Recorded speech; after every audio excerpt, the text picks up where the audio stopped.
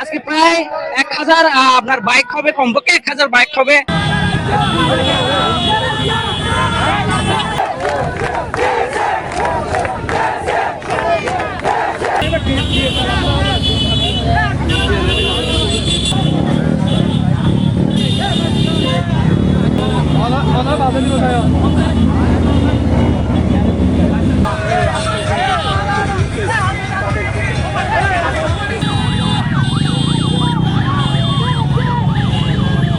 আর আমরা হচ্ছে মেসিকে ভালোবাসি বেসিক্যালি, আর ওদের খেলা আমাদের পছন্দ, এই জন্য আমরা হচ্ছে আর্জেন্টিনার সমর্থক।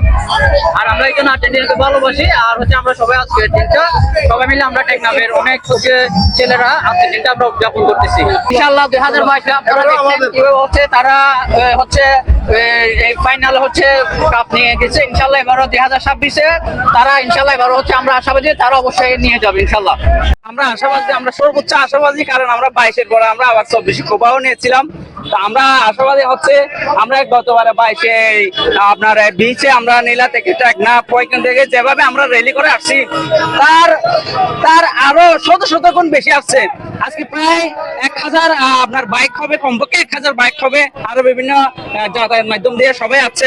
তো আমরা যেভাবে আর্জেন্টিনার খেলা উপভোগ করি, যেভাবে দেখতেছি, স্কুলে যেভাবে তার শিষ্যদের সাজাচ্ছে, সেভাবে আমরা আশা করছি এবারও কাপটা আমরাই নেব। আমরা যে দলের সাপোর্ট করে ওখানে পৌঁছে যায়, যে আর্জেন্টিনার প্রতি বাংলাদেশের মানুষের এত আবেগ, এত ভালোবাসা, এই টেকনাফ থেকে শুধু আর্জেন্টিনায় যেন বিশ্বকাপ পৌঁছে যায়। এখন আমাদের এই প্রত্যাশা হচ্ছে এই নেক্সট ওয়ার্ল্ড কাপ নিয়ে, মানে এটা হচ্ছে মেসির লাস্ট ওয়ার্ল্ড কাপ। এটা আমাদের প্রত্যাশা কি মানে আবারও আমরা চ্যাম্পিয়ন হব।